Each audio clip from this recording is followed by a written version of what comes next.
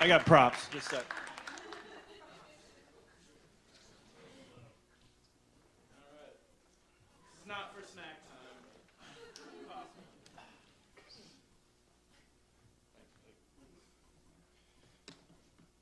All right, men with eating disorders. As Blake was saying, a taboo subject amongst taboo subjects, right? So likely the next 7 minutes are the first you've heard a guy discussing his binge eating disorder. And because I've only got 7 minutes, and while I'm more in touch with my emotions than I've ever been in the past, I'm going to focus on the what of binge eating, and we'll do the why down the road. So, you know, you might not get binge eating disorder completely, but you understand what binging is, right? And you think, okay, you look at him, big guy, eats a lot. I get it, makes a lot of sense. But here's what I looked like for most of my life. And I was binging for 3 decades.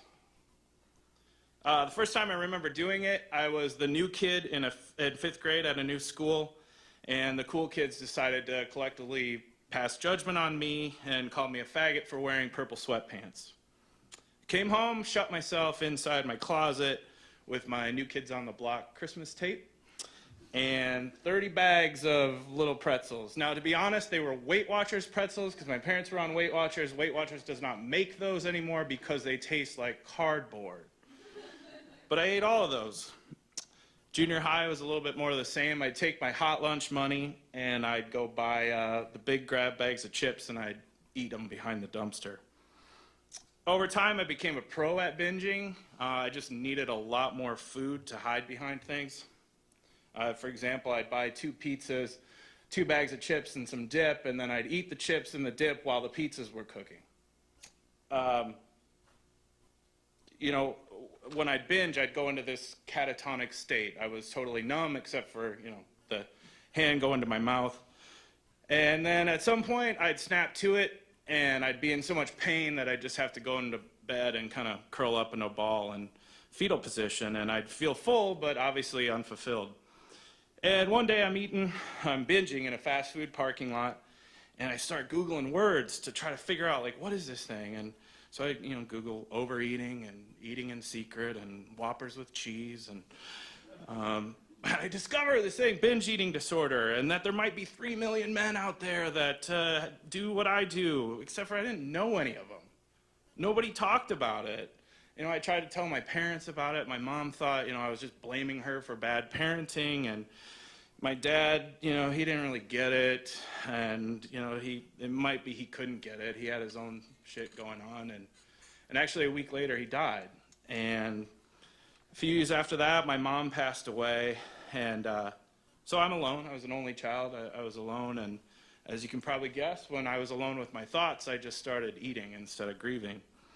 And after years of trying to numb, I had a therapist that I no longer have who prescribed an SSRI drug. And I don't want to pass any judgment on drugs, but if you know anything about those drugs, think about this for a second.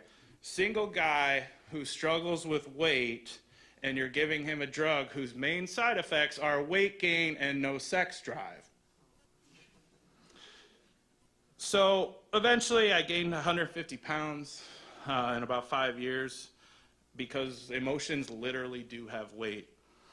A doctor tells me I might die by 40 if I keep this up, which is a wake-up call. But those of us that have mental illness, just because you get the wake-up call doesn't mean you're cured overnight. So I keep binging on the regs, right? And I'm in another one of the parking lots. I am eating 2 bagels with light cream cheese. I'm downloading a Pizza Hut app on my phone, ordering the family-size meal, even though I live alone. And, you know, I go home, I do my thing. I'm in pain again. But a funny thing happened. I started writing about it. And I started sharing it with people close to me. And lights started turning on above their heads, literally, like above their heads.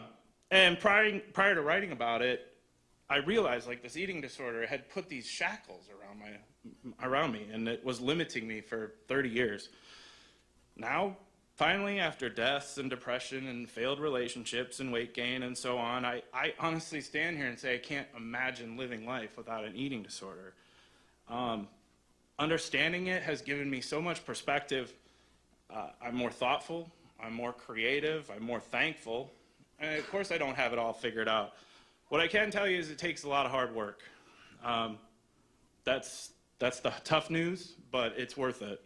And it does take a lot of help. I recommend, professional support above all else.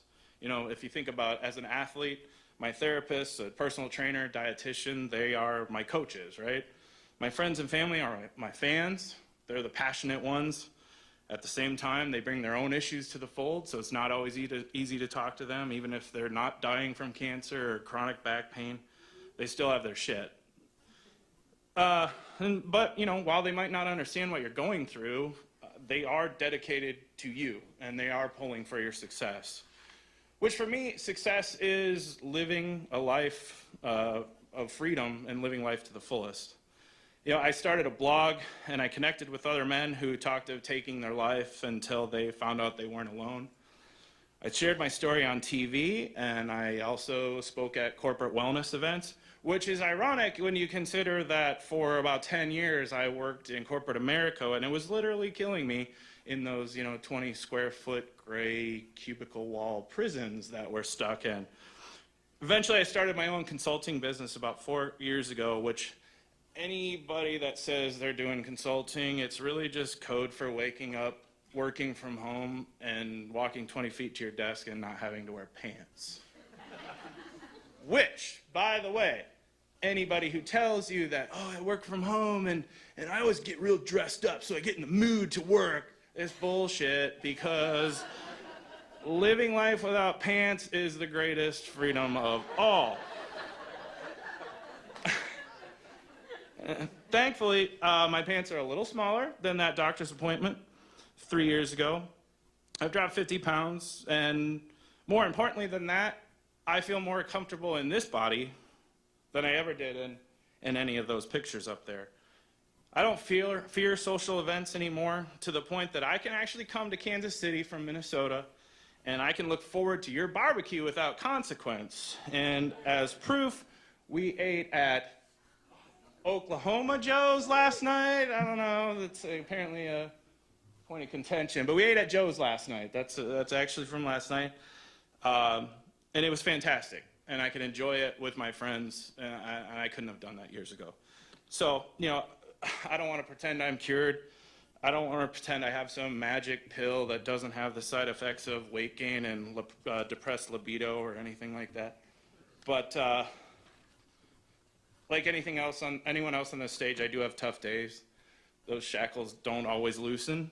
But the difference now is the mental preparation. It's really paid off. And now I'm someone who thrives with an eating disorder. So my parting shot is this. I understand how that first step can be really difficult. I know how it can feel like it's a giant leap off a cliff. But I hope I'm proof that it's a step worth taking, whether or not you wear pants. Thanks.